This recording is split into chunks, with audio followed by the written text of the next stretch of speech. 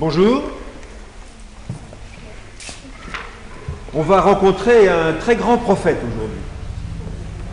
Un prophète avec un nom très court, mais un nom très grand. Son nom très court s'écrit en 4 lettres. Élie. Élie. Le prophète Élie. Il a un nom très court et il a un nom très grand parce que on se souvient de lui et que son nom est grand à cause de ce qu'il a fait. Et il a fait ce que font les prophètes. C'est-à-dire qu'il a rappelé Dieu au peuple dans des circonstances qui n'étaient pas les plus confortables. Les circonstances, c'était un roi en Israël qui s'appelait Akab. Et cet Akab était peut-être très gentil, mais très faible. Et au fond, avec Akab, c'était le dernier qui avait parlé, qui avait raison souvent. Et Akab avait une épouse qui s'appelait Jézabel. Et Jézabel est terrible. Jézabel impose sa volonté à son roi de mari, Akab, et entre autres volontés, Jézabel installe le règne des idoles en Israël. Elle est dans l'idolâtrie.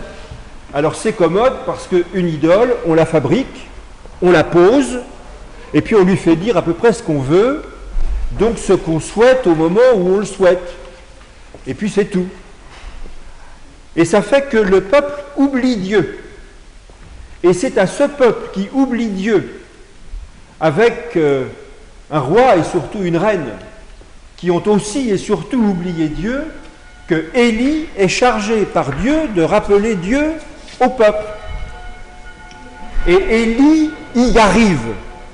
Élie arrive à renverser les idoles et le nom de Dieu revient dans l'esprit du peuple.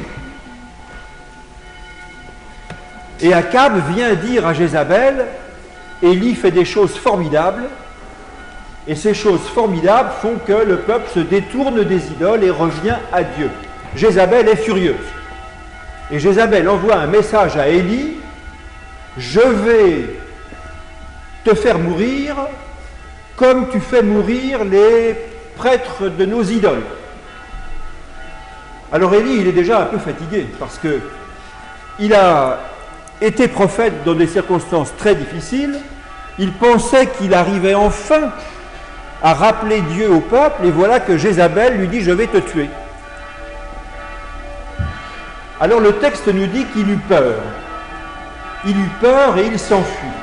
Il est fatigué, il a cette menace de mort, et il n'en peut plus, il s'en va. Et le texte nous dit il marcha une journée dans le désert. Et au bout d'une journée de marche dans le désert, il s'arrête et il dit à Dieu, j'en peux plus. Prends ma vie, je ne suis pas meilleur que ceux qui m'ont précédé, je n'y arriverai pas, laisse-moi mourir. Il s'allonge sous un petit buisson qui est là et il s'endort. Mais le texte nous montre l'ange de Dieu. L'ange vient et le texte nous dit l'ange le toucha et lui dit lève-toi et mange. Lève-toi et mange. On est au milieu du désert. Et l'ange vient réveiller Élie qui n'en peut plus et lui dit lève-toi et mange. Et en effet, Élie se lève et il voit qu'il y a là une galette de pain cuite sur la pierre et une gourde d'eau. Alors il mange, il boit et il se rendort. Alors l'ange revient. Et à nouveau, l'ange vient toucher Élie et lui dit « Lève-toi et mange ». Mais l'ange ajoute quelque chose. « Sinon, le chemin sera trop long pour toi. » Sinon, le chemin sera trop long pour toi. Donc, il y a un chemin. Élie est parti parce qu'il n'en pouvait plus. Il voulait mourir.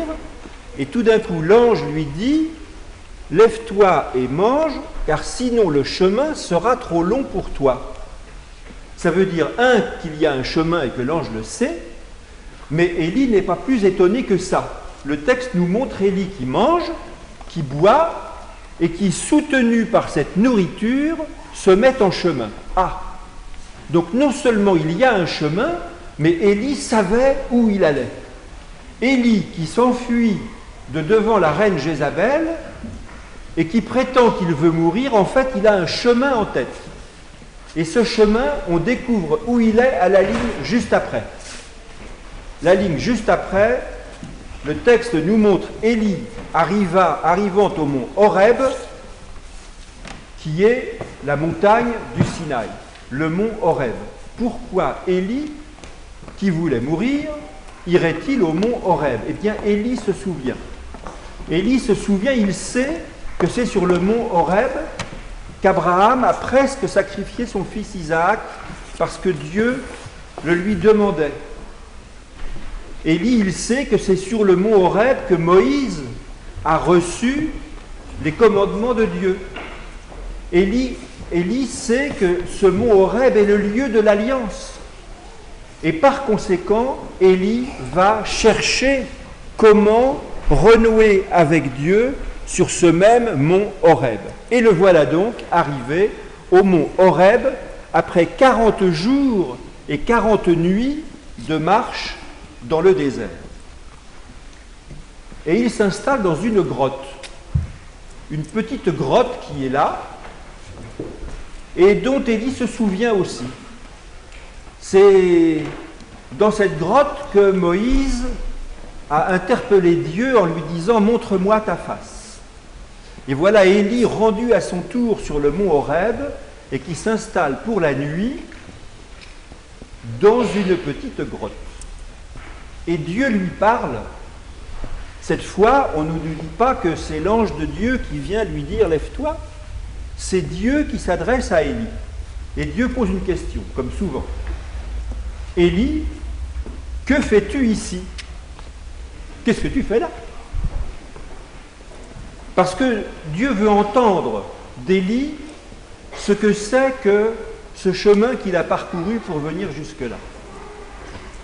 Et Élie répond, « Je suis plein d'impatience pour Dieu, parce que le peuple a oublié Dieu, il a renversé les autels, il a tué les prêtres, il n'y a plus de temple pour Dieu, et ça me rend très impatient pour Dieu. » Alors Dieu lui dit, « Tu vas sortir et attendre mon passage. » Et en effet, Élie sort de sa grotte, et voilà qu'il se passe des choses. D'abord un ouragan énorme, considérable, un fracas terrible. Mais le texte nous dit, Dieu n'était pas dans l'ouragan. Après vient un tremblement de terre qui fait tomber les cailloux de la montagne. C'est terrible. Et le texte nous dit que Dieu n'est pas dans le tremblement de terre. Après ça vient un incendie, un feu énorme. Et à nouveau, le texte nous dit que Dieu n'est pas dans cet incendie, dans ce feu énorme. Et puis vient le bruit d'une brise légère, dit le texte. On entend un petit souffle de vent. Et là, Élie sait que ça, c'est la présence de Dieu. Un petit souffle qui dit quelque chose tout doucement. Alors il sort, et voilà que Dieu lui repose la même question. « Que fais-tu ici » Et Élie répond la même chose. « Je suis plein d'impatience pour Dieu, parce que le peuple a oublié Dieu, qu'il a renversé ses autels et tué ses prêtres. » Alors Dieu donne une consigne à Élie, une consigne un peu étonnante quand même. Dieu dit à Élie, tu vas retourner par le même chemin. Ce chemin qui t'a conduit ici, tu vas le refaire, mais dans l'autre sens. Tu vas retourner au point où tu en étais quand tu as fui devant Jézabel. Et tu vas faire deux choses. Tu vas nommer un nouveau roi pour Israël. Ah, on va remplacer Akab. Et tu vas choisir le prophète qui te succédera. Et ce prophète sera Élisée. Alors en effet, Élie fait comme Dieu dit. Il refait le chemin dans l'autre sens. Il refait ce chemin qui l'a conduit à la montagne de Dieu, il le refait pour retourner au point où il en était quand il a fui devant Jézabel. Tout d'un coup, il n'a plus peur que Jézabel le tue. Il retourne. Et quand il arrive là, il voit en effet Élisée. Élisée, il est au champ. C'est la saison où on laboure. Alors Élisée, c'est quelqu'un qui manifestement est un grand cultivateur. Le texte nous dit, Élisée était en train de labourer son champ avec 12 paires de bœufs. 12 paires de bœufs qui tirent des charrues pour labourer le champ d'Élisée. Vous imaginez un peu, c'est quelque chose. Et Élie voit Élisée, occupé à travailler, prend son manteau et le jette sur Élisée. C'est le signe du choix d'un prophète par un autre. On lui met son manteau sur les épaules. Et bien sûr, Élisée comprend. Élisée sait que ce geste est celui par lequel il est choisi comme prophète. Et Élisée fait une demande à Élie. Je vais te suivre, bien sûr, mais donne-moi le temps d'aller ranger mes affaires à la maison. Alors ça ne convient pas à Élie.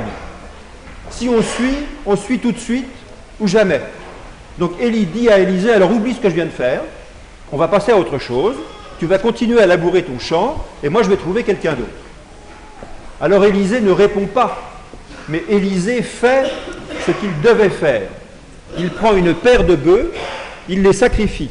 Il prend sa charrue, avec le bois de la charrue, il fait cuire la paire de bœufs et il distribue la viande à ses serviteurs. Et cela fait, il s'en va avec Élie sans être retourné chez lui. Et maintenant c'est la messe.